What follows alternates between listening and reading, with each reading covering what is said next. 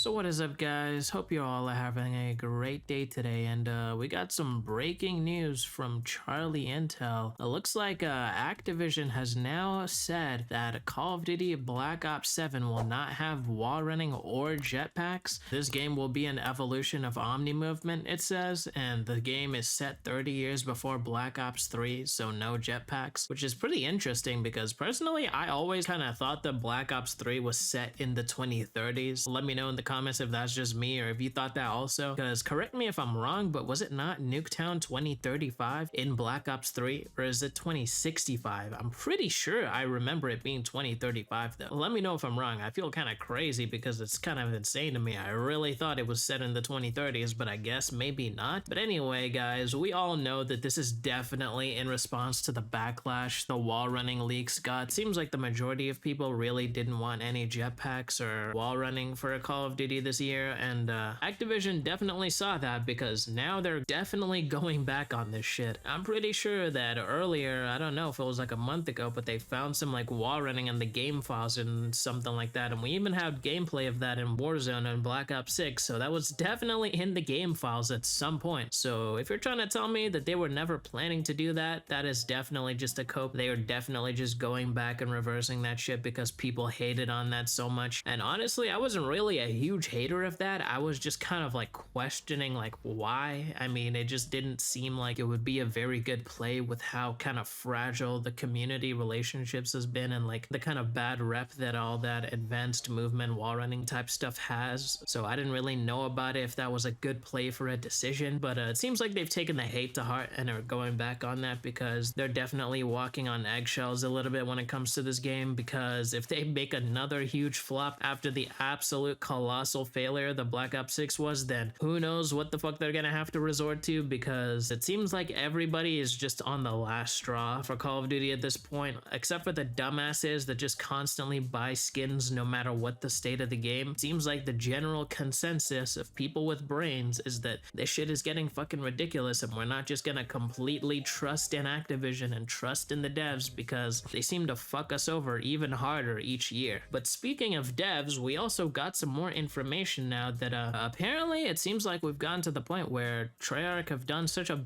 terrible job with Black Ops 6 that Activision are removing them from the Black Ops 7 multiplayer and giving the reins over to Sledgehammer to take full control of that game, at least the multiplayer, I think. I'm not really sure of the full details. It might just be a rumor still, but if that is to be the case, then I can't really complain because Treyarch has just straight up been a letdown for us for a long time now. The past couple of years, Treyarch has been pretty fucking lackluster and letting us down in every which way. Whereas on the other hand, Sledgehammer has actually tried with their game and tried to make a decent product with Modern Warfare 3, building on the scraps of what they were left with from Infinity Ward. But yeah, we'll have to see how that turns out, I guess. I'm not sure what Sledgehammer plans to do for their own game now, since they're basically being forced, I think, to take over Treyarch's multiplayer for this year, so I'm not sure how that's gonna go down, but I guess we'll have to wait and see. But if anything, I would definitely say I have to trust Sledgehammer a little bit more than Treyarch. Probably a lot more than Treyarch, actually, because like I said,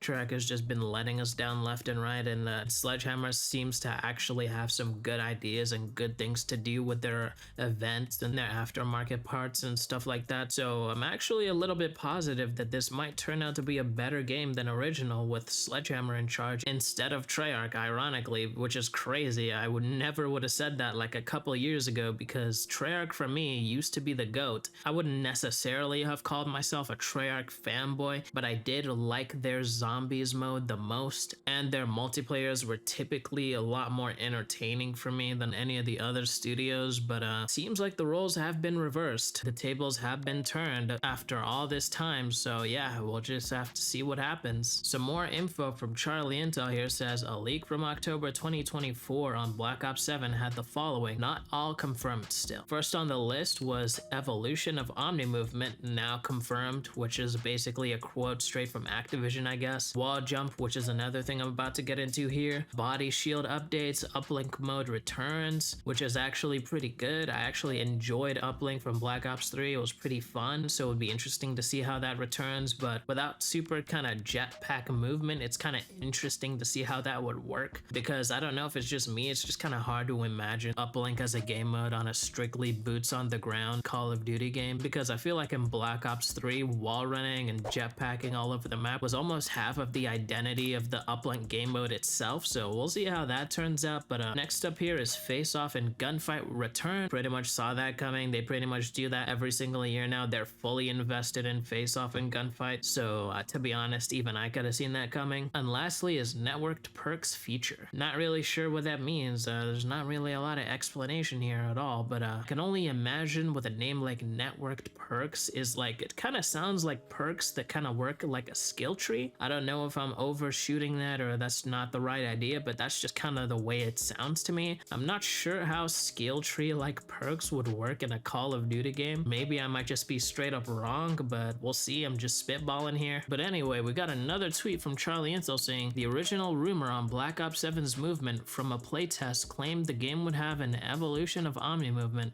which is now confirmed by the COD pod. The rumor also said that it would have a wall jump feature, so based on today's news, it's not full wall running, which is kind of interesting, I guess. I guess it's not full wall running like they originally planned on doing, and maybe they switched it over to this kind of semi-wall running thing, so you can jump from wall to wall maybe. I'm wondering to myself if that will allow like double jumping and like bouncing off between walls and stuff like that. That might get a little bit frustrating and annoying to deal with, but it would be pretty interesting to see how they execute that and how it turns out. But I'm not really sure of a clear idea of how that wall jumping thing's gonna work without full wall running, but I guess we'll just have to wait and see. Honestly, as far as I'm concerned, I really don't even give a single fuck about any of this shit, because no matter what they do, if SBMM is still in the game, it's just gonna ruin everything anyway. So I really find it hard to get personally excited for this, because I just know in my mind that they're gonna ruin it with some manipulative skill-based bullshit and all this over-the-top ridiculous bundles and just crap we never asked for. So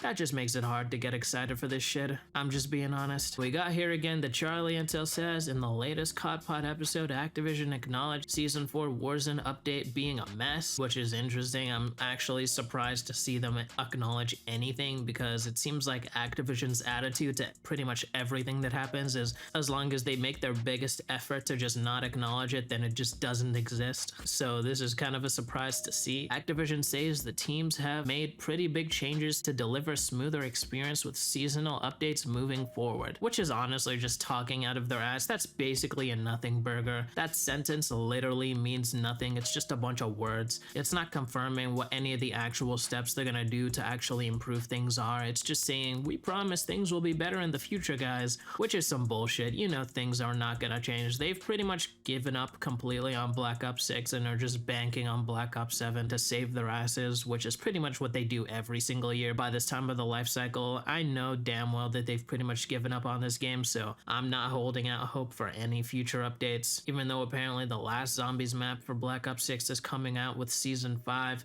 I'm still not hyped for it whatsoever, because it feels like I said, they basically given up on this game, so why should we care about it at all anymore? You know what I mean? But anyway, guys, let me know if you enjoyed this video. Let me know in the comments what you think about any of this information, if you're excited for what they're gonna do with Black Ops 7 or the remainder of Black Ops 6, if you're even still playing the game anymore. Let me know if you disagree with anything I said in this video. And yeah, like this video if you liked it, dislike if you didn't. And yeah, guys, have a good day. I will see you guys when I see you guys. Peace.